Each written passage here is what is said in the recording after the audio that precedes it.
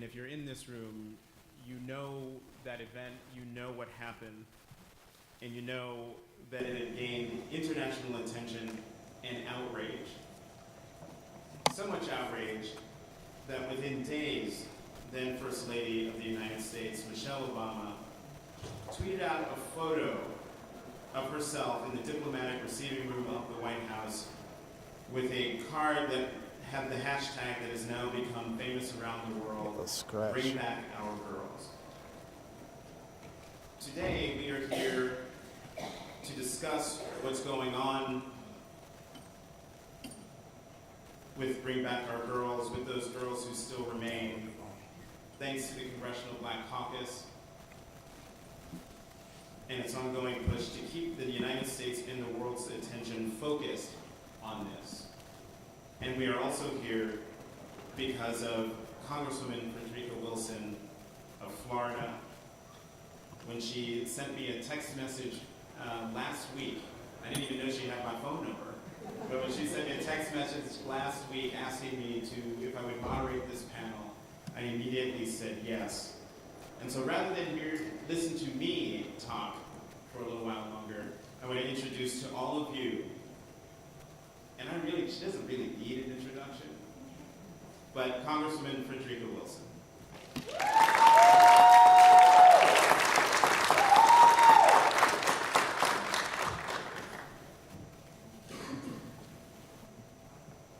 Thank you, Jonathan.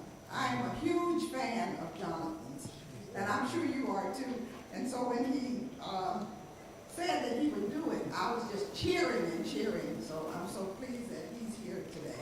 So thank you so much for that wonderful introduction. Before I begin, I want you to know in your seat, there's a little crane. And this crane is a tradition in Hawaii.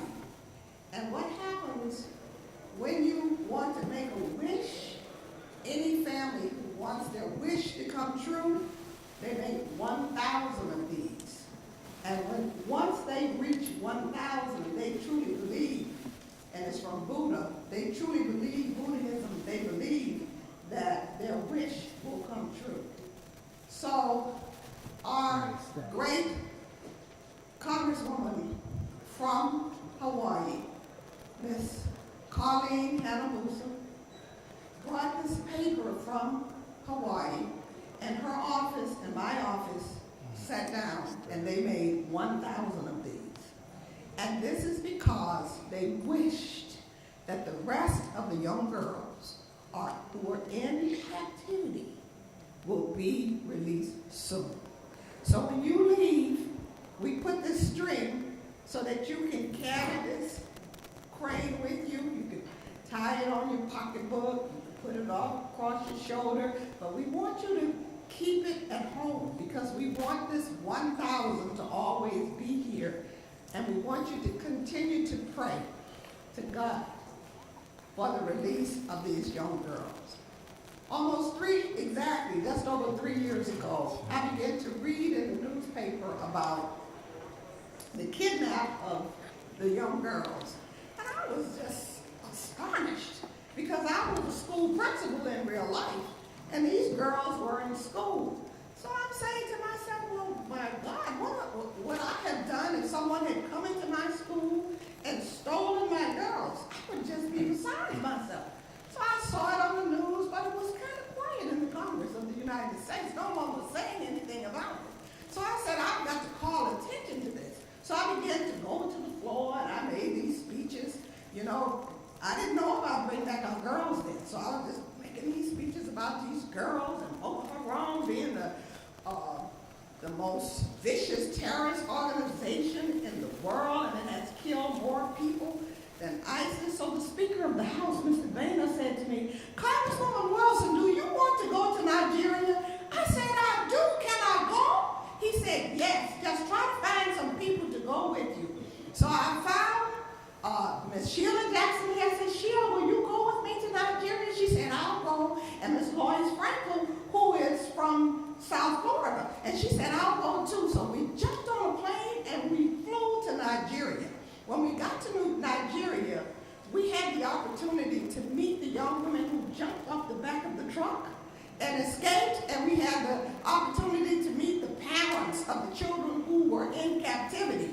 And they were crying and begging us and asking us, what can the United States do? I also met the Bring Back Our Girls founders who were holding court every day across the street from our hotel. And one of those co-founders we have with us today.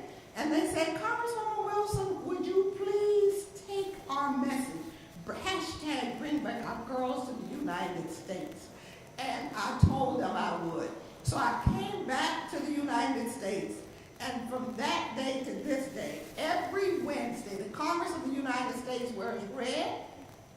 We take a picture, we go out on the steps, we have the support of Leader Pelosi, the Republican highest ranking woman, Ms. McMorris Rogers. We have all of the men who wear red. And in fact, I'm such a school principal, when they see me and they forget their red tie, they're, oh, it's the day Wednesday, oh, I'm changed, oh, I'm this. And what I have for you today is a report. And this is a report that we produced 2 years ago. We have updated this report for this session, and it talks about everything that we have done. This is all of the congressional action, and this is the executive action.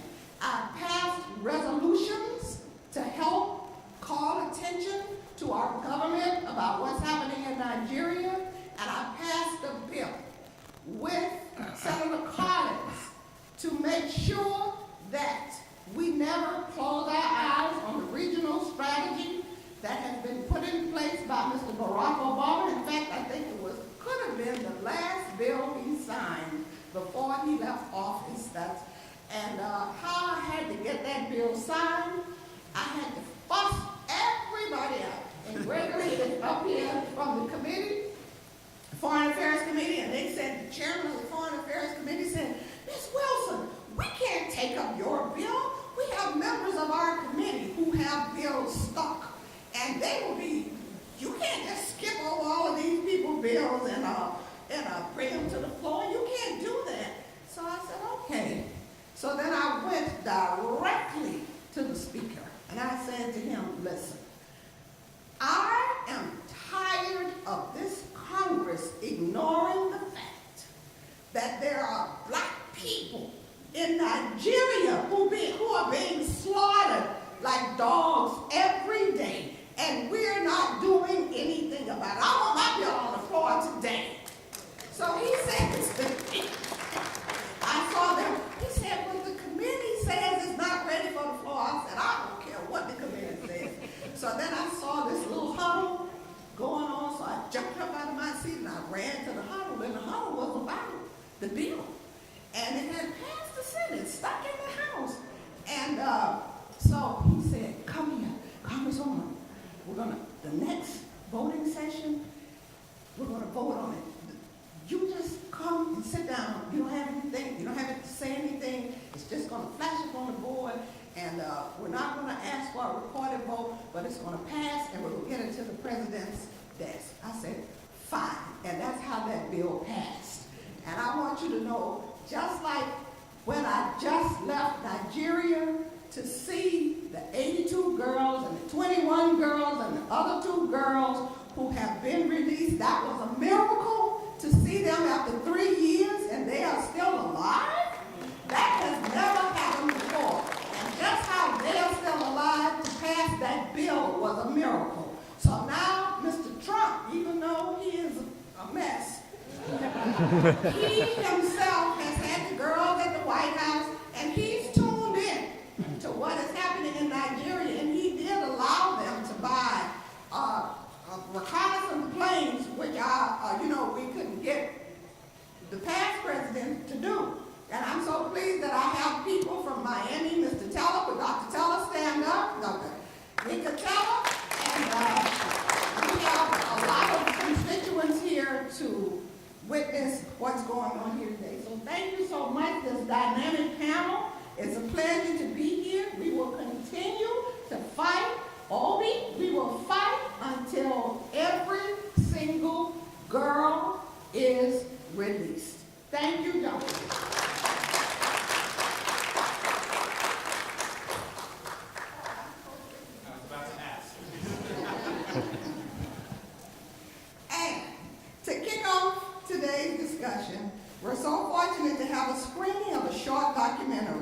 that was produced and directed by one of our panelists, Ms. Maduka, to tell the story of loss and resilience in the wake of the brutal kidnapping of 276 schoolgirls.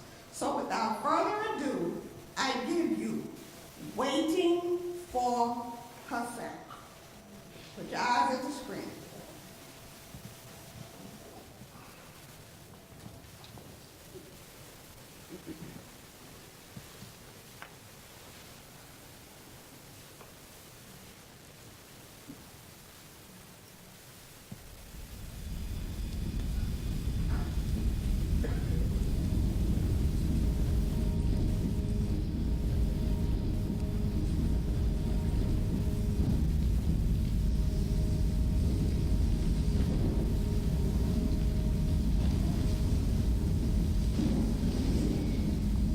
Lokacin da abin ya zo ya faru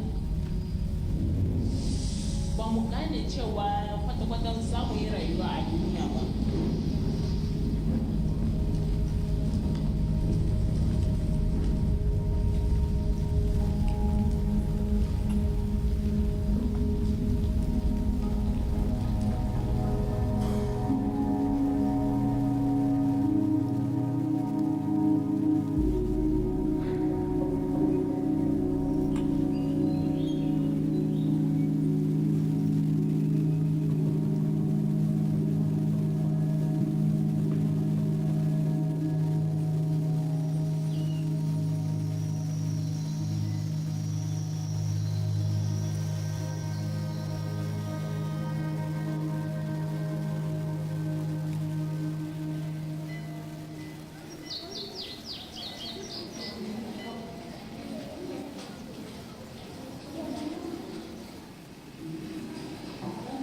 Ni sunana Jessica.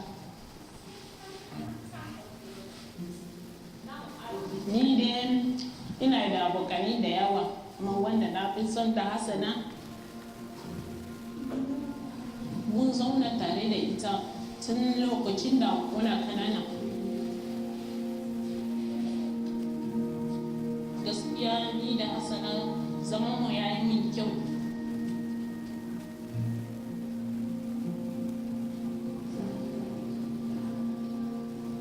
Lokacin da ta ban hankilin ta gaya min cewa mu dinga tuna da junanmu a kan hankilin da ta ban.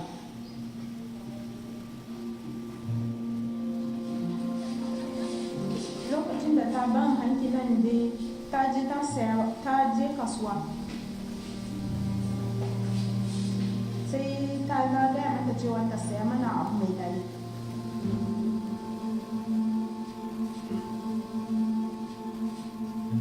Ta gaya min cewa ba ta da kuɗi amma za ta saya mana abin da za mu rike a hannunmu. Lokacin da ta bani kuma ta ce ko ina nan ko ita ne ba ta wurina za mu iya mutuna da junanmu. Ba ta san cewa ni ba mu san cewa za a yi mana wannan abu ba.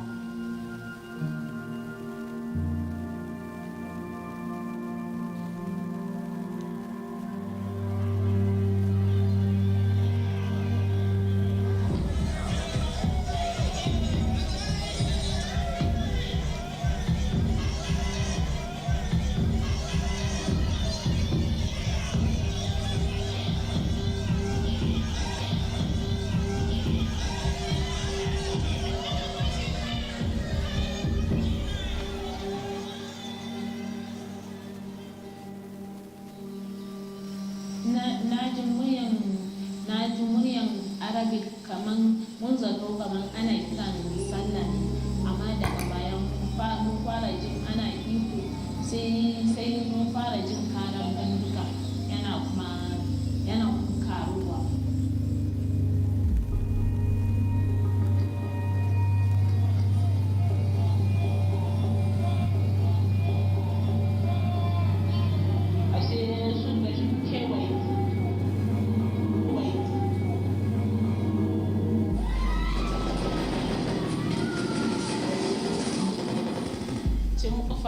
An sun bude gate na hostel nan shiga da motoci da kuma mashin.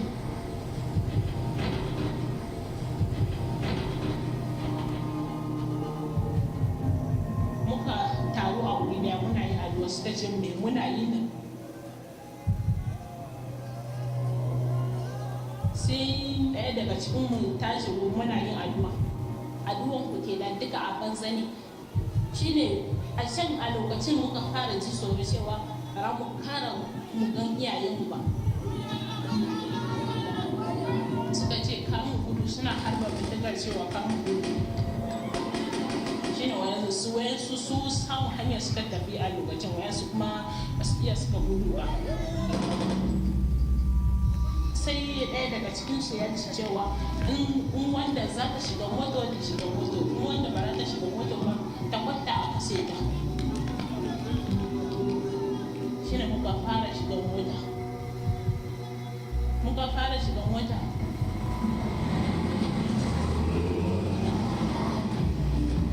Sai ni kuma na ji cewa ba na iya yi tafiya. Sai Hassana ta rike hannuna muka fara tafiya da kafa.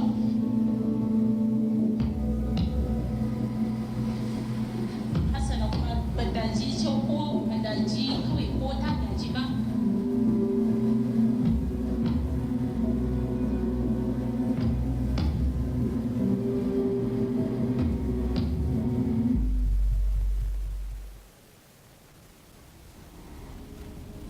Kawai ita je tana ji tausayi na dan saboda na ji ciwo, tana tunanin yaya za mu iya mu fita.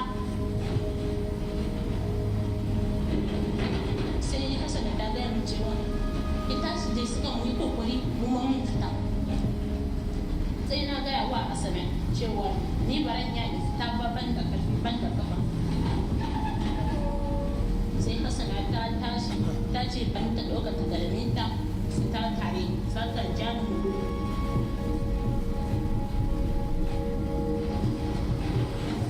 Sai na ga kuma yasu guda da mata guda suka fita. Na ce kuma ta tafi ta bar min ko da zan fita hanya ma zan fita. Shine na fita da zarar na fita kuma ina kira Hassana sai ta saya. Yarinyar ta saya ta ce ba Hassana ba dina ne mu gudu. Sai ta rike hannuna muna gudu har gari ya waye mana.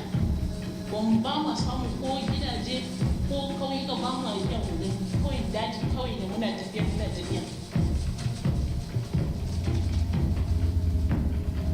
Sai muka fara ɗin aikin kuma a shirin makarantar mu da aka nuna.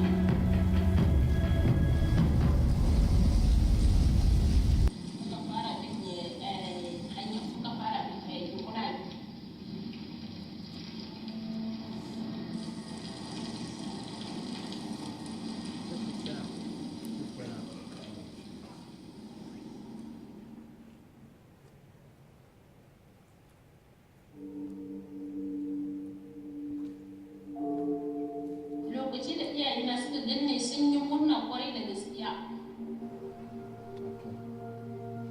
Amma da suka gan ni kaɗai na fita ba su gan Hassana ba sun yi bakin ciki kwarai.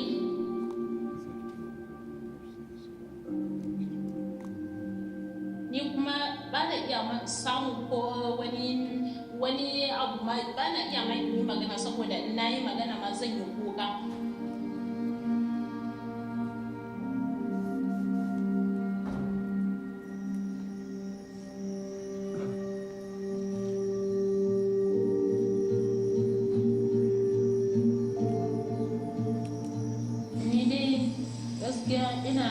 Ina tunani akan Hassana.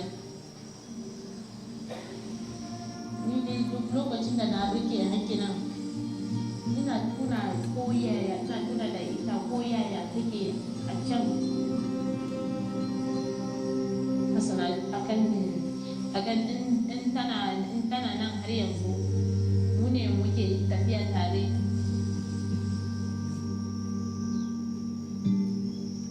Ko wani lokaci da ina barci ina dinga mafarki da Hassana.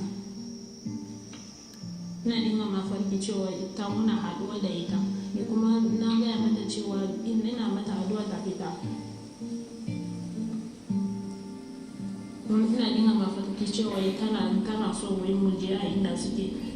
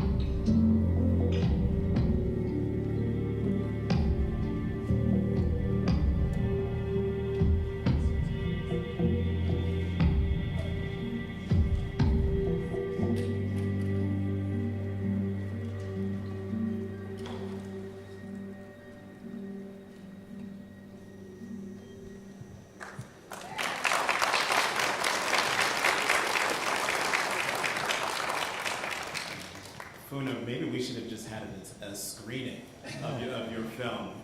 Just the few minutes that we saw were so gripping.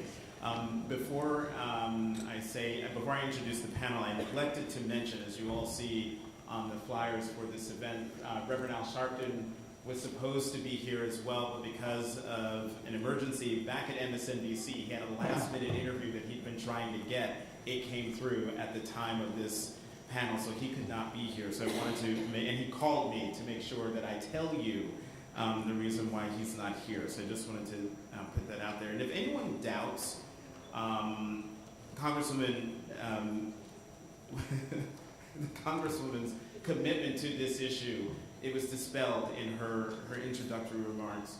But to those of you in the audience who have avidly followed news reports about Boko Haram and the Chibok girls, panelist Obi Ezekwesili needs no introduction.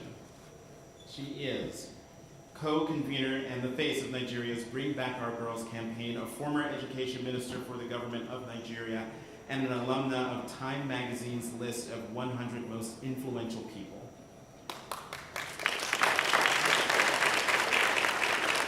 And we are also going to hear some new and exciting voices, 3 of whom were actually born in Nigeria. Helon Habila is a poet, creative writing professor at George Mason University, and the author of the acclaimed nonfiction book, The Chibok Girls, the Boko Haram Kidnappings, and Islamist Militancy in Nigeria. And I apologize for going out of order, but next, we just saw a bit of her film. Funa Maduka is the director and producer of the award-winning short documentary, Waiting for Hassana. Both of these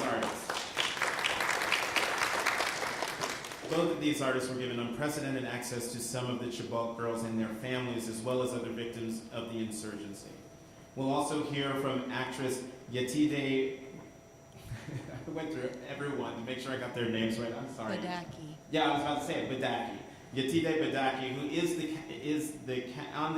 in the cast of the Starz Network series American Gods. She grew up in England and the United States, but I dare say it would not be a stretch to think that but for the grace of God and her family, that she could have been a Chibok girl.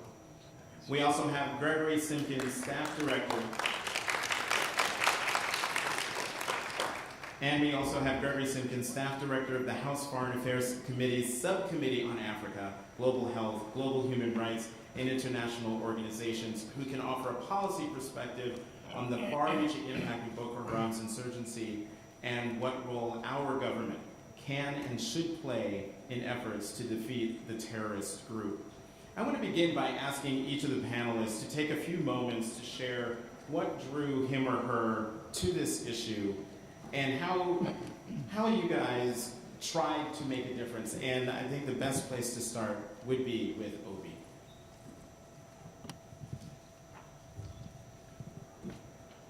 Thank you very much, Jonathan. And it would be remiss of me to not really start any conversation without paying very, very, very warm commendation for Congresswoman Frederica Wilson.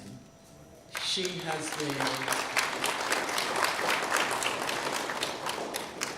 has been formidable in ensuring that what started out as a global advocacy from which many people subsequently went away, being beset with many other challenges of life, somehow maintained its globaliness by virtue of the fact that Mrs.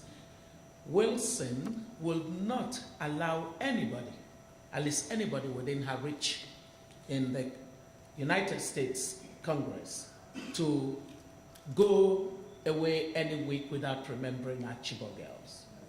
I mean, at the risk of being considered a nuisance, she goes out of her way to keep this matter on the front burner. And I come here with great affection from all the members of our movement in Nigeria that continue with our daily advocacy for our Chibok girls. So Jonathan, I may have taken already all my time, but if this is the only thing I'm able to do, it is well worth it. That's how much we feel about the work that she has done.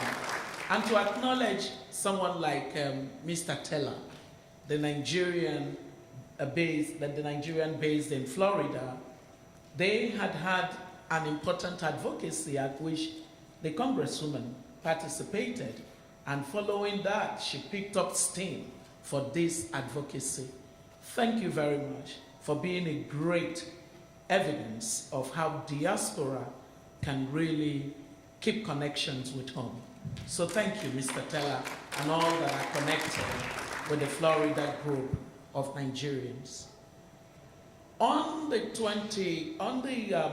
23rd of February 2014, we woke up to the fact that 29 young men had been brutally slaughtered in their school, Federal Government College in Boni Yadi, and they were burnt to ashes by the group now known as Boko Haram. And their charred remains, the picture of it spread on the internet, more or less thumbing their noses at the people and the government of my country. And I was so affronted because I thought, as a former Minister of Education, who had known that particular school as one of the struggling federal government secondary schools in my country and had wanted to reform a lot of things that had to do with it, I felt this is a turning point moment. Our government must fight back vigorously in order to make a clear point that our civilization will not be assaulted by anybody. If anyone could kill children who had gone to school, they were essentially saying that the bedrock of our civilization, which is knowledge, is anathema. And so we shouldn't accept this. I felt it needed to be a turning point, and I was very vocal about it. Unfortunately, our government didn't see it as a turning point. I had warned at that time that when bad behavior is not decisively punished, you create the room for bad behavior to multiply. And unfortunately, exactly as it was, that some weeks after April 14th, 2014, the Boko Haram people, not having seen any evidence on the part of our government that our children in school mattered, now went further to multiply 29 by perhaps a factor of more than 10, more than 8, in order to take 276 girls out of their school.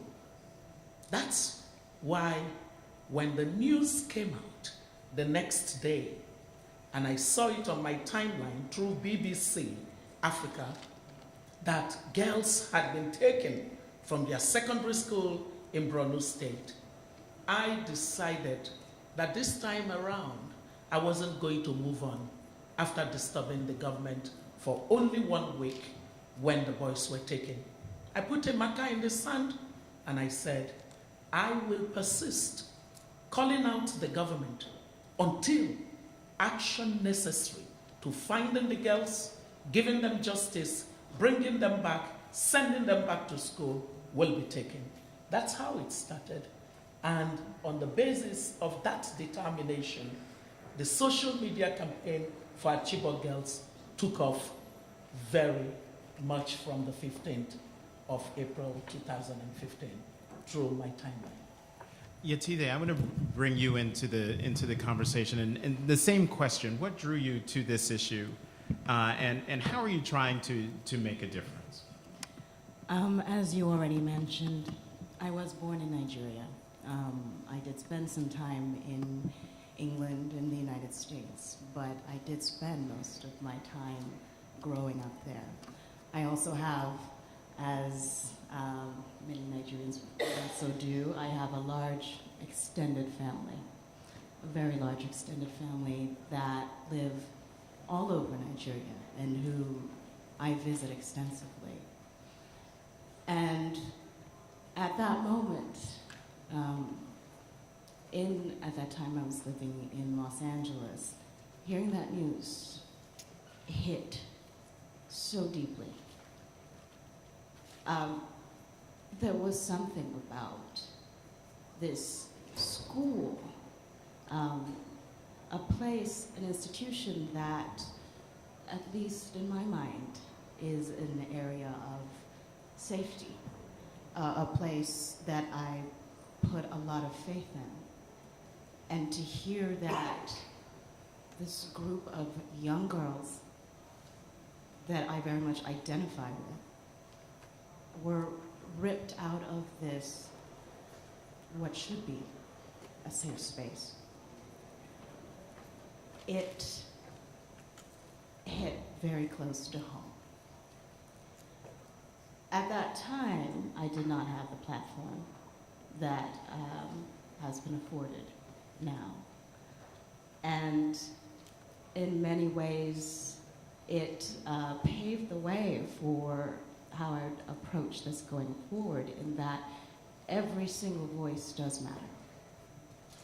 Yes, I didn't have a platform at that time, but I was able to use that one voice within my community. There were a lot of people that were not aware, did not understand how far-reaching it was, and I'm so grateful for the whole campaign that you created, because that was one way that I was able to share with individuals in my community, this is what's going on. This is what is happening right now in our world. It drew me because it hit close to home. I know I'm jumping out of order for the AV guys. I apologize. But I want to go to Helan now and ask you the same question. What drew you to this issue and to write the book that you've written? Oh, thank you for your question. And thank you, Congresswoman, for championing all this. Basically, I'm going to echo what she said and what the former minister said. This is something that hit close to home for me, literally, because I was born in northeastern Nigeria, in Gombe State, very close to the epicenter of the whole Boko Haram uprisings. And I remember I was living in Germany at the time. I was trying to write a book. I had gone there on a fellowship. I was trying to finish a novel. And I was seeing this news about my country, not just my country, but my very part of the country, northeastern Nigeria. And it seemed so strange that this thing was happening. And here I was, trying to write this novel. And it kept escalating every day. The outrage, the violence, the news just kept escalating. And I was paralyzed. I couldn't write. And one thing also that I wanted to do was to, I felt a need to historicize and kind of contextualize the whole thing, because you always see a kind of thin surface coverage of this news about Africa. Is, you get the impression that it's just violence and without any context, without any deeper nuance and understanding of the whole thing. So my intention was to go to Nigeria, travel there, go back to my hometown. I had been living out of Nigeria for about 15 years. So I wanted to go back and see this thing for myself, to understand, in a way, what was happening, and also to write about it, and to show that this is not just some random violence that's happening, to try to make the reader understand that there's a trajectory, there's social, historical, political meaning behind all these things. And of course, the religious, ideological underpinnings of it all. So this, is one of the main reasons why I decided to get involved, to write a book. And not just a novel, because like I mentioned, I'm a novelist by trade. My other books are all novels, but I wanted to write a non-fiction book, specifically a non-fiction book, so as to be able to be journalistic and to, let the reader know that this is not just fiction, this is a serious issue with historical background and everything. So that's one of the reasons why. And Helen, you had very intimate conversations with several of the Chibok girls and their families, and I'm going to ask you the same thing, Funa, in a moment. What were name one of the most important takeaways you got from those conversations? Well, their courage, their bravery. I put myself in their place, and I would have just wilted and died, if my daughter had been kidnapped. I have 2 daughters, and I just admire their courage that they kept fighting, they kept speaking out and making the world hear their voice and hear their story. That is one of the most admirable things I took away from my meeting with them. And of course, the young girls themselves. Of course, there are others who couldn't go back to school, who couldn't even leave their homes. They are kind of traumatized and all that.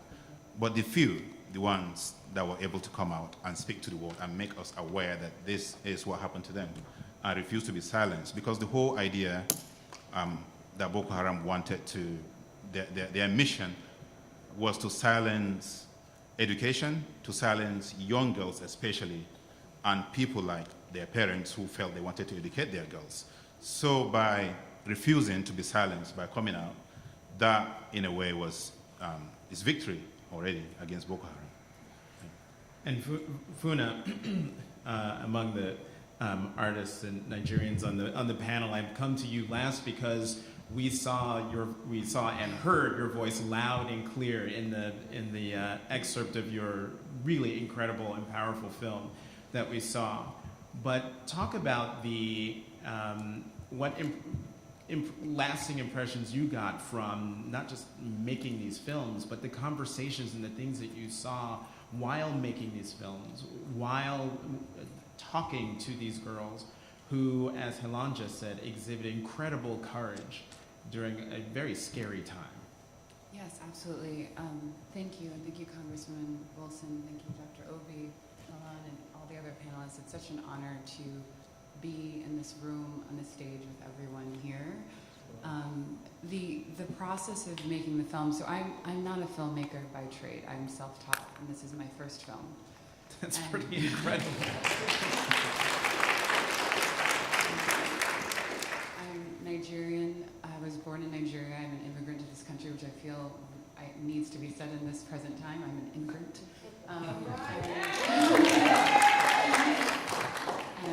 And came when I was 4. My mom was in the back. I was raised in the DMV. I was raised in Columbia, Maryland. And for me, when the headlines came about, I also am a former educator, so I was a founding member of the Oprah Winfrey Leadership Academy for Girls, so I lived in South Africa for 4 years. And so as a Nigerian, as a former educator of underprivileged girls, it was something that, similar to Helen, I couldn't sleep because I was remembering my students, and it was a boarding school. And so I would actually have this nightmare of myself back in the boarding school and waking up to flames, which is why you see that imagery in the film, because it was a dream that I would have. And I was so grateful for the activists that were on the ground, and then how that ballooned into the Bring Back Our Girls movement. And it was a tool that I used to track what was going on throughout 2014. And what I noticed was that Bring Back Our Girls hashtag had over about 2.5 million retweets. It was one of the highest tweeted hashtags of 2014. But just like that, the world pretty much moved on.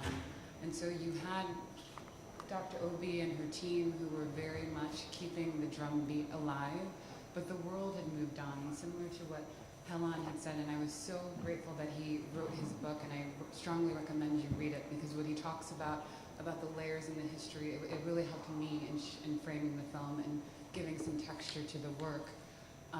There was deeper work to be done and deeper understanding to be captured there. And what I wanted to make sure, and I'm grateful as well for Congressman Wilson, was that when we see hashtags trending, that we don't turn these events into stunts. And it became very clear when I went, so we went just outside of Chibok. We didn't get all the way into the village, because it was interesting when I was reading Helen's book, I realized we were passing ships in the night as far as our time writing and my filming. And so we picked up the girls, and we picked up about 30 girls and who had jumped from trucks and brought them back to school. And you see their school there. We basically talked to each and every single one of them. And my biggest takeaway was exactly what Helen said, was their strength and their resilience. Because similarly, I could never imagine myself jumping, particularly under rifle fire, which was everyone's story. And the things that they were being shouted at by the men was something that also I just couldn't imagine jumping again. And you think about what they were jumping for and what the things that we take for granted. So you talk with the girls, and she said, I was jumping for my family. She says, I was jumping for my faith. I was jumping for my future. I was jumping for my education. Because these things that we often take for granted in our daily lives, this is what they had to hold on to. And, you know, the girls who were able to come back to school, because Chibok is mostly an agrarian society. And so when Boko Haram came, and also the other thing to know is that this is something that has been going on for a very long time, the ravage in this area. And when Boko Haram came that night, they burned everything. They burned crops, they burned farmland. So a lot of the young women you see as they're in the footage, as they're going to school, they're in there studying because they are now the sole future for their families. So a lot of the interviews, and I didn't put it in the film because I didn't want it to sound like a dime a day, but what they talked about a lot was, I am here and I am studying because I need to become a doctor, I need to become a lawyer, I need to become a social worker, I need to become an accountant, because the farm is gone, the land is destroyed, and this is now the way that I'm going to take my family forward. So you see these women, we open with what I like to see, it's called my army of women who are marching. You see them with their backpacks and going to school. And that is really the army that is going to defeat Boko Haram. These women who are saying, we are going to persevere, we are going to push forward. And then we, you know, as we continue in our work through our advocacy, through our writing, through our art, through filmmaking, hopefully we will come to the table and join them in that march, because to me, that is the lead battalion.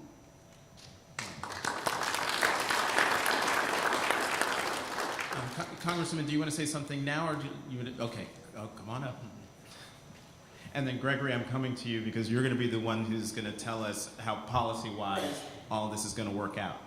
I just wanted to insert this as to the character of the young women that you're talking about, and I'm just going to give you 2 examples of my experience with them. Some of the young ladies who jumped off the truck have found their way to the United States, and I have met them, and they have been in my office, and we're still friends. One of them's name is Joy, and these girls, I invited them to the White House picnic. So 6 of them came to my office to go to the White House picnic, and they were all ready. So we told them to bring their identification and, of course, their passports. They were on the list, but when you go into the White House, you have to show your identification. So they came very early. So before they came, we had lunch, we laughed, we talked. You know, they were my friends. I gave them all computers. I've taken them shopping. I've taken them to Disney World. You know, they have been to Miami. They have been to my home. So these are girls that I love and know. So this was just 6 of them. The others we had taken to the Christmas party. They had gone to the Easter egg hunt. So this was the last little few who was going to the picnic. So as we walked down this long hall to get in the cars to go to the White House, somebody says, I said, do you all have your identification? So one little baby said, I forgot mine.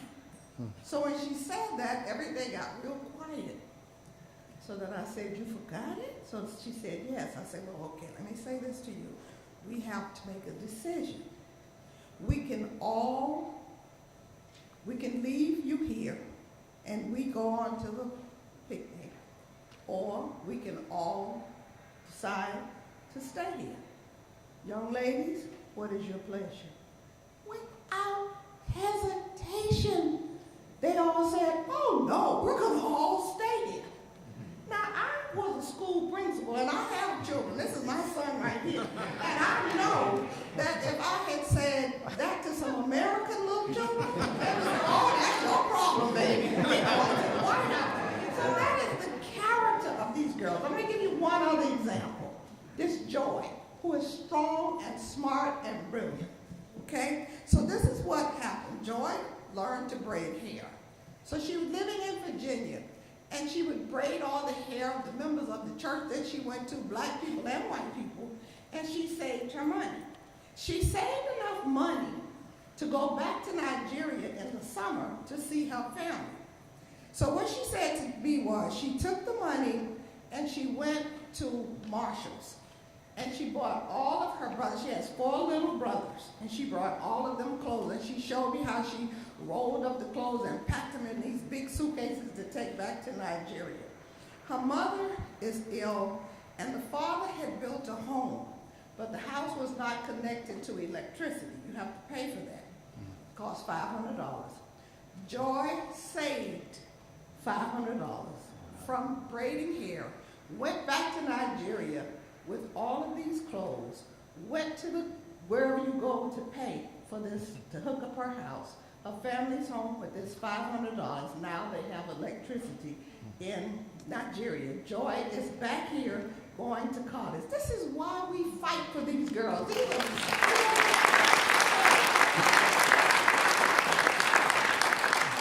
Thank you, Congresswoman. So Gregory, where are things when it comes to the fight against Boko Haram and the U.S. role in that, in the effort to defeat them? Well, first let me say that I am the only one on the panel who wasn't born in Nigeria, but through the miracle of DNA, I know that my ancestors came from there. I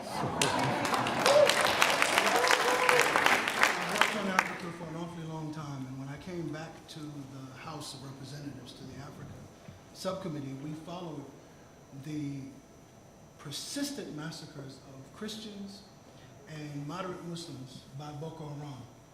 And we had a bill, Mr. Smith, the Chairman Chris Smith of my subcommittee, aided by a number of members, including Ms. Wilson, who we wanted Boko Haram to be declared a foreign terrorist organization. And the administration at the time objected to it. They didn't want to do it. We pressed for 2 years. Finally, they did it. But that's not complete.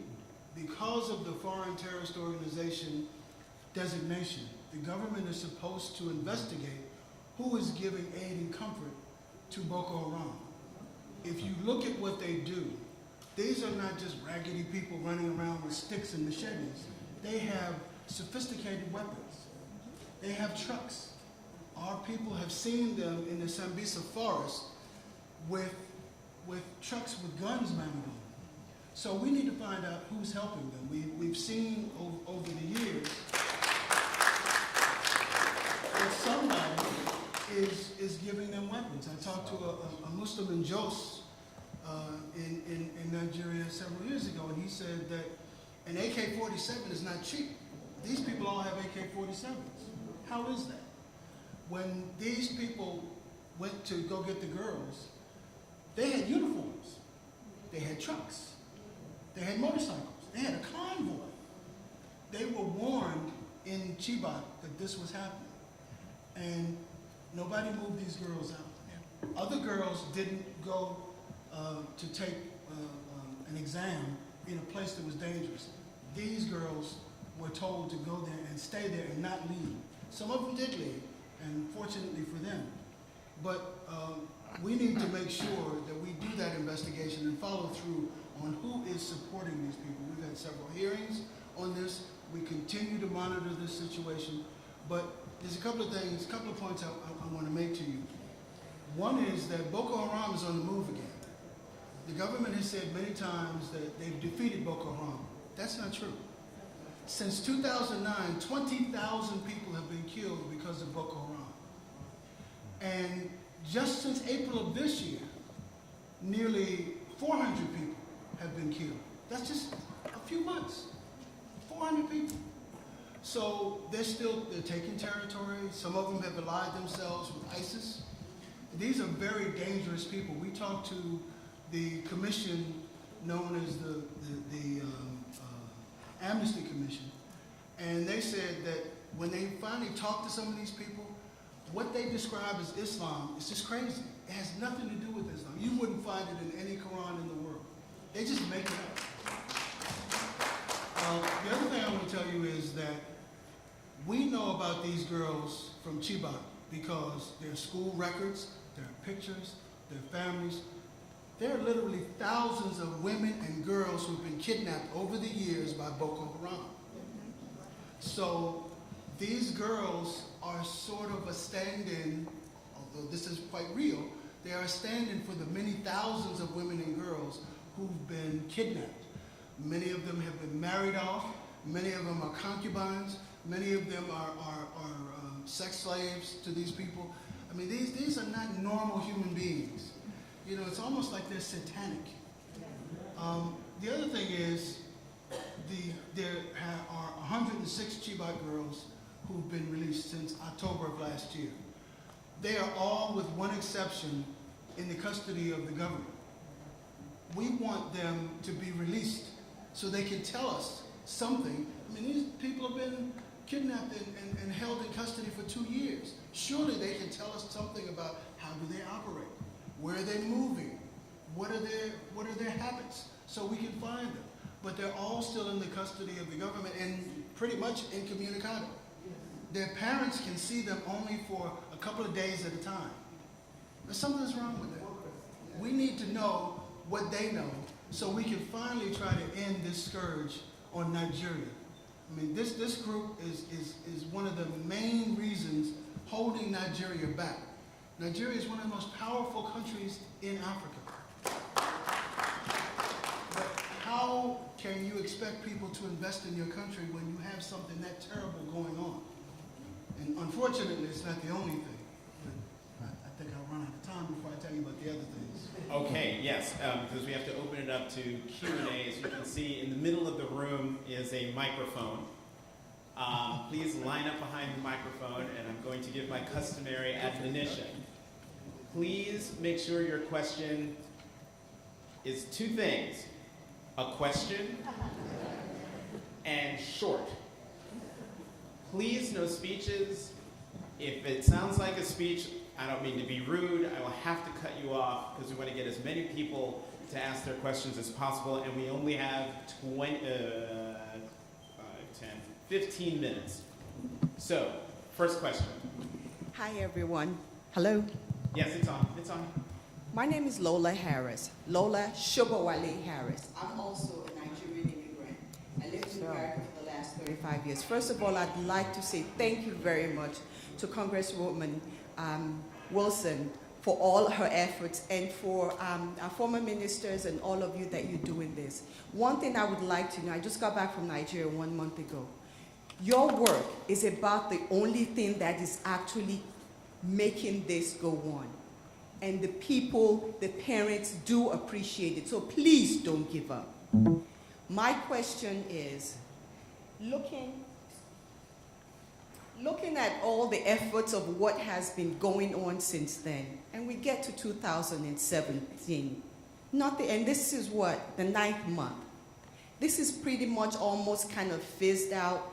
We know this is not priority on the US government, or at least, well, I take that back, on the current president's agenda, but we're hoping that your work will continue to at least keep that on the front burner.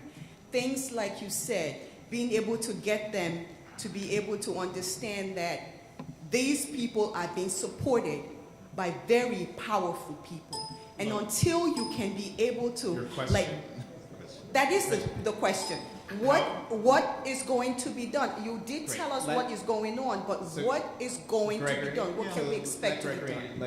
A lot of the things that happen in government you don't see because it's behind the scenes. We were able to get the previous administration to declare Boko Haram a a foreign terrorist organization. We have been pressing since that time to get the government to investigate, and we're still on that, like a dog on a bone. We don't give up on that. So just because you don't see it doesn't mean we're not doing it. And we continue to go to Nigeria and investigate the situation and to hold hearings and to let people know what's going on. So we haven't stopped. Thank you, Gregory. Next question. Elsa Lopez, Miami, Florida, an immigrant as well. Thank you, everyone. This has been absolutely wonderful. We hear a lot about the lost boys for many years, but I don't think everyone has always known about our girls. Gregory, you mentioned it. I just want to know where it is. We do know that 106 girls are being kept, housed, whatever it is. There's also another group of girls that are out there. Where are they still in Nigeria? Have they taken them out of Nigeria? We also heard in the film in closing that Hassana is alive, and why were some released and not others? And is there some behind the scenes communication of trying to release the other group of girls, and who's doing that negotiating? Great, thank you. I believe it was Switzerland that helped the Nigerian government. And we can correct me if there's a European country, I believe it's Switzerland, who made the negotiation to get those girls released. The thing is that this group, and actually there are two Boko Harams. There's Boko Haram and Ansaru. The one faction is more focused on Nigeria. The other wants to be global jihadists. So it's very difficult when you deal with them, depends on who has them. We believe that they are, and we have believed this for a long time, that they're in the Sambisa forest. But the Sambisa forest also goes into Cameroon. And we hope to have a hearing on Cameroon next month, because the way that the Cameroonian government is dealing with Boko Haram captives doesn't seem to be very productive. Human Rights Watch has said that they're torturing people. That's not really, when we tell our government that we don't want you to do that, they're doing that. That usually doesn't work to get the information you want. So there's a lot to this that we need to keep pressing for. Congresswoman Wilson wants to add. Okay, I just left Nigeria and had a meeting with the vice president, who is acting as president now since the president is ill. And I said to him, I asked him specifically with the delegation that went with me, do you know where the other girls are? And will you continue to negotiate with Boko Haram to have them released, or should we just say, this is it? And he said, no, Congresswoman Wilson, this is not it. This is at the top of Nigeria's agenda. And we will continue to negotiate with Boko Haram until all of the girls are released. And yes, we know where they are. The United States does not believe in prisoner swap for terrorists. They don't do that. So that's why countries like the Swiss have come in to help Nigeria with this negotiation to have these young girls released. So don't give up, because the president and vice president of Nigeria have not given up. And just as we were leaving Nigeria, the young women were being released, Greg. They were being released to their parents and going back. And the reason they had them all in one place together, because it's almost like what I told you about going to the White House and they all decided that they wanted to stay together. So you can imagine being held captive for 3 years in a forest with friends. You almost become like glued to each other, and you look to each other for support. So while they were going through the decompression of the terror, the lady said to me, this is not all the girls, Miss Wilson. I said, well, where are the rest? She said, they're in the hospital. I said, why are they in the hospital? She said, from snake bites and from machete wounds, and they're in there from just sheer trauma. So they're working on their minds, and they're trying to get the, just imagine now, you're in the forest. You're not kidnapped in the Capitol or kidnapped in this convention center. You are in the forest, out in the open with terrorists who, and she said, and gunshot wounds, because when they would try to escape, they would shoot them. So they kept them together because they were going to use them as barters. What they did was they exchanged them for 5 Boko Haram generals or leaders who, when the president released them from jail, he said that he was going to try to work with them so they would no longer want to be with Boko Haram, that they would give them jobs and other avenues for staying away from terrorism. So it's like embedded real hard, and it's such a tragic situation, but we will never, ever give up. Just keep that in mind, never give up. Add something, Dr. Obi. The girls that were released and the 3 that were found, 103 were negotiated for, 3 were found at different times, making 106. Just a few days ago, they were handed over to commence their foundational classes at a university. Actually, it's called the American University of Nigeria, somewhere close to their home in Adamawa State of Nigeria. So now the government is saying that their rehabilitation, psychosocial support, and every other thing that they needed to do is concluded. And so they were ready, and they had a farewell event for them. So, you know, that whole episode of they not being with their parents, obviously, one hopes that farewell dinner was the end of it. The point to make is that following the process of integration of our Chibok girls, we expect that the girls would have earned back their voices to be able to tell the story of their experience. This tragedy is not going to be a short-term thing. We're going to be hearing things concerning this tragedy. None of us who has stood concerning these girls can simply just go back to our normal lives. There must be a sense that it becomes a historical situation that gives us a basis to say to any girl child that goes to school, we've got your back. If you would vote for education, the world would not turn its back on you. And the way to ensure that permanently is to ensure that the full story. Part of the problem that our Chibok girls had was that people were just mostly busy trying to talk about the story behind their abduction. They were not talking about the individuals that had been abducted. For me, as a human being, as a mother, my first instinct was the safety of our Chibok girls. Many people diverted their energy into the politics of, oh, who took them? Why did they take them? Where are the girls? Get the girls.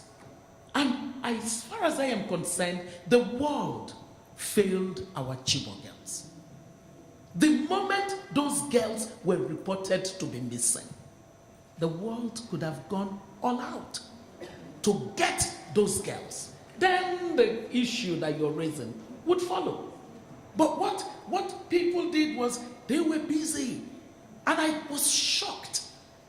There is something called human empathy. That's what makes us human beings. For goodness sake, our shared humanity was on trial, and we failed. We failed so badly. Listen to me. 2 years into these girls being with terrorists was when we finally got one out.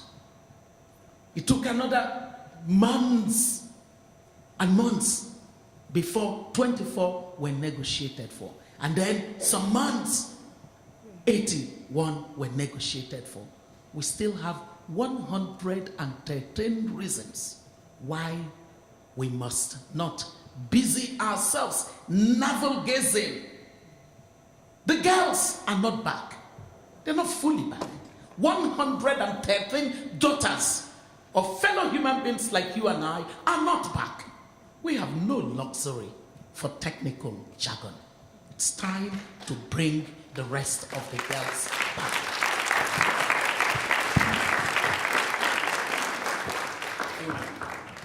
Thank you so much for that. And I just want to reiterate with my experience and how much I feel that we did fail. When our production, when we went back to film the girls, I remember we showed up and I got a call and they said the girls were not at the school. And we didn't plan to go near Chibok to go and pick up the girls. It's because there was no funding for the girls to have a bus to go back to school. And so our production for the entire year that we were filming, we were buying sheets, we were buying toiletries, we were paying for books, we were paying for bus rides to and from. So every time I called one of my funders and asked for more money, it was to fund these girls. So not only did we not work in bringing the girls back, but the girls that brought themselves back, they brought themselves back. We weren't even supporting them in their reintegration back into society. And it made me think, all of this money that was raised, I'm walking into a dorm room with about 30 girls. There's about maybe 15 beds and stained mattresses, which is why we started getting them sheets. And I'm thinking, where did all of this money go? What was all of that retweeting and everything that was going on? Because we can't even be there for the girls who made the effort themselves. Which fundraising are you talking about? Was there money raised by who? There was a lot of fundraisers that apparently were. There were several groups that were in America that were supposedly sending money back to the girls who had rescued themselves. And when we walked on to the boarding schools where they were, there was nothing there. So yeah, I was about to add, Dr. Obi, you were surprised by this. I am quite surprised because, you see, one of the greatest things that happened with the abduction and the demand for the rescue of our Chibok girls is quite historical. The Bring Back Our Girls movement, we resolved that not a dime would we raise from anybody. That we as Nigerians were simply going to put our money where our mouth is. We refused for any fundraising to happen in Nigeria or outside of Nigeria concerning our advocacy. Not a dime. We, as members of the movement, simply said, whatever we cannot fund for our advocacy is not worth doing. That's the position we took. The United Nations, USAID, the DFID, all of them have the greatest respect for the Bring Back Our Girls movement, simply because we refused to become an NGO. There was nothing to raise money for. What were we going to raise money for? As we simply said to the government, the responsibility of rebuilding the school belongs to you. That's the role of government. What are you saying you need to raise money for? Even making these children go back to school is the responsibility of government. What are you accountable for if you're going to wait for people to fundraise for concerning our children? So I am quite surprised to hear that, you know, any group of people were raising money here in the United States. The Bring Back Our Girls movement, we've never sent any request to anybody. When we, in fact, people have said to us, would we need any kind of help? We said to them, no, we don't solicit, we don't accept. That has been our position. And that has been a very strong position. Now, there is an aspect on this matter, and that is the aspect that concerns Chibok as a people. The Chibok community is a very poor community in Nigeria. If people you want to support Chibok community, that's a different thing. But let there be a complete demarcation between your support for Chibok community and Chibok girls as against any kind of saying there is a support for bring back our girls. We never asked for, we never received. I want to make sure that that is well understood. Thank you very much. We've got a lot of people who have questions, and unfortunately, because of that last question that was asked and the reaction that it got from the Congresswoman and the panelists, I have to close it now and give you your closing remarks. There's another panel in this room. No closing remarks? Okay, we'll get a couple more questions in. Could we do rapid fire questions and then we'll Sure. maybe everyone We've got else have about 8 All of them All of should We've just- got all of 8 them should people. say. and then you can take what you need. Well, we can't get Really quickly, each of you ask your questions Okay. and they will answer. Now, apart from the Chibok girls, which the world know about, and I'm sure, and I'm glad that Gregory brought up about the issue of all the other people that the world does not know about, the internally displaced people from the northeast of Nigeria. Does anybody know if anything is being done about them? Because a lot of those are not just people from the northeast. There are other southerners from Nigeria, Igbo, Yoruba, all the other ethnic groups that lived in the northeast that were I get your question. Okay. A simple All right. answer is a lot of advocacy carries on simultaneously concerning the treatment of IDPs. There is a dropping of the ball by our government, and we're holding their feet to the fire to improve the circumstances of the internally displaced people. Next question. Hi, my name is Shagai Deina. Actually, Congresswoman Wilson had a piece of legislation that we weren't able to get through, but we're going to try again to make sure that there is a fund for the reconstruction of Northeast Nigeria and using recovered stolen funds. And in fact, she was presiding over a meeting with representatives from Nigeria about the $500 million that we have in our banks seized from Sani Abacha, that we want to make sure that is used for the reconstruction. Thank you. Next question. I'm Shagai Deina with the Nigerian American Public Affairs Committee, and I thank you all for being here and being the few silent voices on this issue. I'd like to ask, how can we get involved? The video shed a lot of light as to what's really going on. As Nigerian Americans living in the US, what can we do to get involved? Because this is not just about you up there, this is about all of us. I have 2 daughters, and to see this, to know this going on, thanks to the Congresswoman for keeping this in the light. But what can we do as Nigerian Americans? Because we have to do more. We have to get in the fight. We have to work on policies that are going to impact. I'm going to call my congressman when I get back home to make sure that he's involved in the fight. Quickly, let's do rapid fire so we can get all of this out and then they can answer. Ma'am, your question. Yeah, thanks for the panelists and congressional staff and congressmen on these issues. I just wonder, Judge, what action we are taking against this kind of crimes, and whether we really investigate their network, whether it's in the Africa and any association with outsiders, maybe especially in the United States, whoever support them, and whether we really prosecute them rather than just let them free. And we always just struggling, Right. and there's nothing happened. All right, thank you, ma'am. Next question. Good afternoon. My name is also Joy Jackson, and I agree with the characteristics of Senator. My question is, what is the Nigerian government doing to ensure that the schools of the young girls, what are they doing to ensure that maybe this will not happen or put another heightened alert on all the schools there? Thank you very much. Thank you. Next question.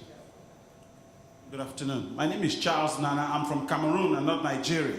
And my question is specifically for Mr. Simskin, who said that we do not know those providing aid and comfort to Boko Haram, because they're not only terrorizing Nigeria, they're in Cameroon and Chad, and they're also doing the same things. Are you coordinating or working such that Nigeria and Cameroon have a common approach? Because Cameroon is using a different approach to Boko Haram, completely different from the rest of the region. what are you guys doing to make sure that we can really get rid of this Boko Haram issue? Thank you. Thank you. Third to last question. Good afternoon. My name is Siga Jang, and I am from West Africa, from the Gambia, and I live here as an immigrant. My question is actually regarding in the conversation around the Chibok girls. Are you guys interjecting the fact that the girl child, the female gender, around the world, but particularly in Africa, how we're looked at as commodities, as things that are owned and passed down? How did that impact not only why Boko Haram took them, what aspect of that was in the issue, as well as how people reacted to it? These are very important conversations that we, especially as Africans, must have. I have my two nieces here that I brought, and one of them, Fatima C, who actually goes to school in Dakar, Senegal, is going to ask a question, and I have my other niece here, and I wanted to bring them particularly to this issue because we must make sure our girls and our boys understand the importance of women and that they don't own us and we are not pieces of property. Hello, she probably already told you, but my name is Fatima. I was just wondering what people in Nigeria are doing, specifically the females in Nigeria, in response to how the girls were kidnapped. Thank you. And last question. Yes, my name is Marianne Eggleston. I'm with Onyx Magazine out of Orlando, Florida, and Congresswoman is a family member of our publisher, Richard Black. I want to find out what can we do now to keep the story alive, to keep the issue alive. And also when you guys are finished, if we can get a word with you. And one last thing, how do we get the film so we can put it in a film festival to add more exposure? We got a lot of questions. I say everyone's scribbling down. Funa, take that. A couple of these. So I'll take the last one. We've had a really great run with the film. The website is waitingforhasana.com, or you can email me at waitingforhasana@gmail.com.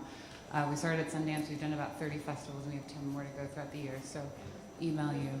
And then I really love the question about the girl child and how it's looked at as commodities. That is definitely something that we need to be talking about when we're talking about extremism on the continent, because women are spoils of war, and it is something that has plagued throughout the centuries, and it can go back very deeply. And it's definitely something that we are thinking about. Even things as policymakers in this room, oftentimes when we talk about war, we are easy to talk about killings and how many people have been killed. We need to start talking about rape. We need to start saying these many people have been raped, because rape is a form of killing. And so we need to make sure that when we're talking about those things, there's very simple things that we can do to start and make sure that we're pinpointing the fact that women are just not these kind of disposable things, because oftentimes we are taken for sex, and that is and under sex slavery, and it's just a statistic that we don't talk about as much. And then I'm going to leave it to my fellow panelists too. Hey, Lon, I can't remember what questions were asked. I think what can we do as Nigerian Americans? What are people Yes, doing? actually, all of you should talk about what Americans can do to either keep the issue alive or to help. I mean, there are lots of platforms online, like Bring Back Our Girls. Basically, all you have to do is to Google, and you can find one organization or the other that's, fighting for these girls, and you can get in touch with them. But I strongly recommend Bring Back Our Girls, because they are the foremost organization and they are well respected. So And then I that's will one way say, to get involved. for Nigerian Americans, and Dr. Obi is completely correct, the Nigerian government is, for Nigerian Americans, the Nigerian government is very accountable for everything that's happening here. I've done about 30 screenings of this film, and oftentimes people will say, well, what should the US do? And it's a funny thing, because you never hear that question, like, what should France do about police brutality in the United States? It's a ridiculous question. What should the US do about police brutality in the United States? So as Nigerian Americans, we often have hometown events across DC. We have our politicians who come to the US and give speeches and things like that. Show up and talk to the Nigerian members of government who are there and show them that you are concerned about this issue, because they need to, in every room that they walk into, and we Nigerian Americans, Nigerian Europeans, Nigerian Asians, we're everywhere, and we know that, show up in those rooms and keep the politicians from our country accountable. Get involved in your hometown associations. My mother is the former president of one in DC. Talk with her, she's in the back in the white jacket.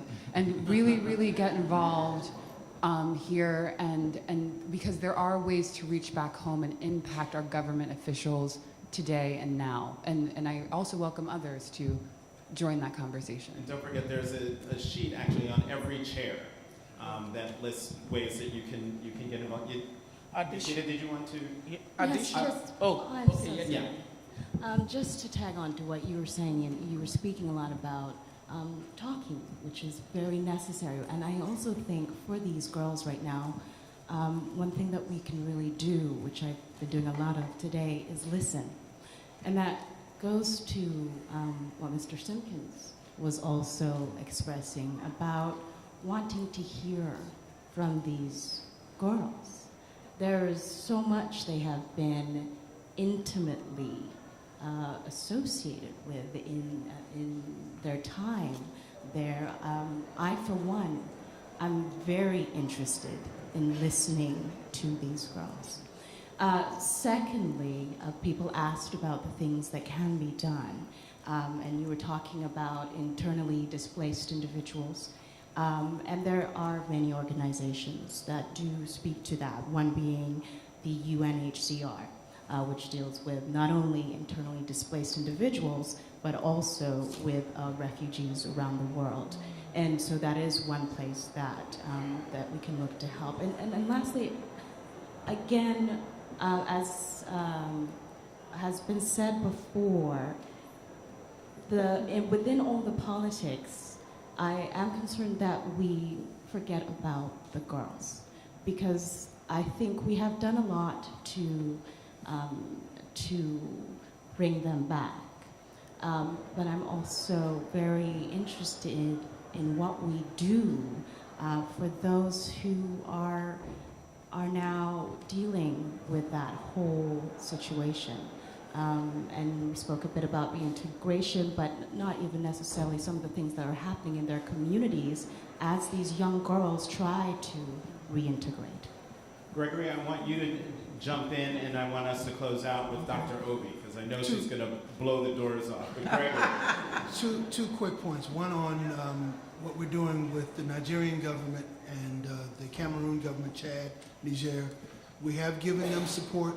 We wanted to have a special envoy for the Lake Chad Basin, but it doesn't, the administration is cutting special envoys, so we're letting the dust settle and see how we can work that in, because it is a regional issue. So we are looking at it that way.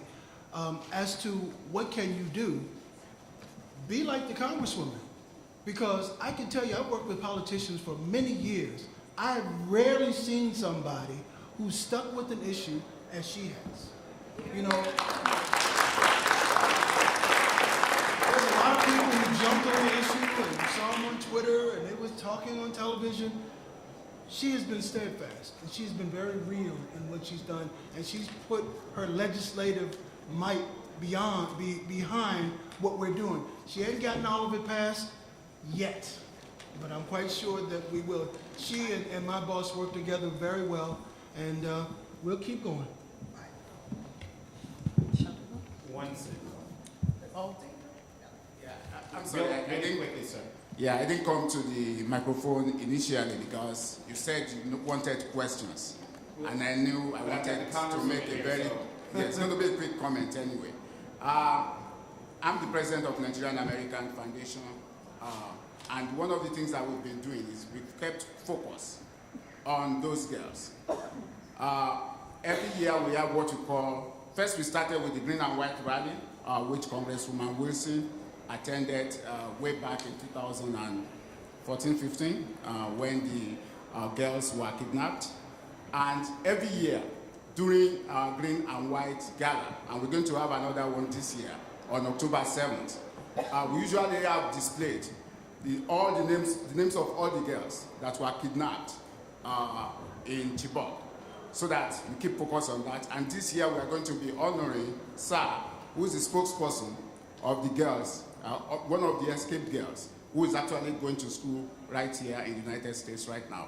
Sai is going to be one of the 12 proteges that will be honoring during the Green and White Gala in Miami, South Florida, on October 7th. And I believe that Congressman Wilson, who is actually a chief, a Nigerian chief, is going to be there in our regalia to grace that occasion. We are online, www.Nigerian American Foundation. You can join us. There's a lot of work to be done in Nigeria. Please, let's work together. Thank you. Thank you very much, sir. Dr. Obi, you get the last. Thank you, Jonathan. Word in this, but Thank not you. the last word on this. Issue, yes, thank you. What do Nigerian Americans do? Every Wednesday, the Congresswoman places a searchlight, a scrutiny on this matter. For those of you that really care about this issue, how about making every Wednesday a day that you would go up to the Capitol Hill and also be beside her as she does that? That's as practical as it can possibly be. Because sometimes people are theoretical about what they can do. This is very practical. Just go Wednesdays and join her. It would make a big difference. She's well known because every time she does anything, we use it. We leverage on it in order to demonstrate to the government of Nigeria that every other person still cares. I use her tweets to terrorize our legislation. Yes, they have to be taken out of their state of complacency because it doesn't touch them. So I use her. I say, this is a lawmaker for American citizens, just totally committed to girls that she had never met. So please, as Nigerian Americans, do as she does. Then, common approach to tackling Boko Haram on a regional basis. There is a regional task force, a multinational task force that was set up. The US was supporting it. I just hope that there is no dropping of the ball under the current administration. I think that in all the other things you all are talking about, and I know you're talking about a lot, concerning your own domestic issues, please fold in the global leadership of the United States for issues of counterterrorism. We can't drop the ball on that. Terrorists know no border. We now know that. So it is your enlightened self-interest to make sure that the administration does not drop the ball. It says commodification of women. Well, I can tell you that part of what we're trying to do consistently on the continent, especially those of us that have the benefit of education, is to show to the African men that dominate the policy space and the political space that doing the right thing by women is not doing them a favor. If you want the continent of Africa to go forward, then you must be smart. We say that empowering women, making the girl child go to school, gaining relevant skills and becoming productive is smart economics. That's what it is. Don't be soppy, don't be sentimental about it. If we can release and unleash the productivity of the African women into the African economy, we can triple the GDP of the continent. It is to the common good of this continent that our women be properly used. It means better representation at every level. It means allowing the voice. It means protecting them and ensuring that legislations work concerning the issues of women and children. And then the final one was, what are the women in Nigeria doing? Well, the Bring Back Our Girls movement was a women-led. It was women-led. And today is the, I think today is the 1,200 and, let me see. No, I have to tell you. It's the 1,255 of since the abduction of our girls. It is the 1,255 142 or thereabout of our standing for them every day. Right now, like some hours ago in Nigeria, there would have been my colleagues who were sitting at the Unity Fountain holding the torch concerning the need for these girls to be rescued every day. There is not a day that we're not out there. In October, we're going to commence, because we don't want our government to give themselves a pass mark. Not even 50% of the girls are back. It's just about 48% that have been recovered. That's not success. That's not success. We are going to stand until the last of the Chibok girls and all other citizens that we know are missing are brought back. So we want you to know that October, we're going to do 72 hourly marches. In other words, every day we would be out on the street marching to the Villa Gate. The Villa is the equivalent of your White House. We will do it for 3 days, every month until the end of this month, because we don't want our government to go to sleep concerning our Chibok girls. And then what do we do to keep this matter alive? Simply keep this matter alive by never keeping quiet. Don't let this be an episodic event that you have attended. Your voice is the greatest weapon for fighting injustice. Our Chibok girls deserve justice, and that justice is for them to be brought back home. And you are the line to that justice. Don't keep quiet. Every time that evil happens and you keep quiet, you diminish. And with that, thank you very much for being here with the panel. Thank you to the panelists for being here, Congresswoman Frederica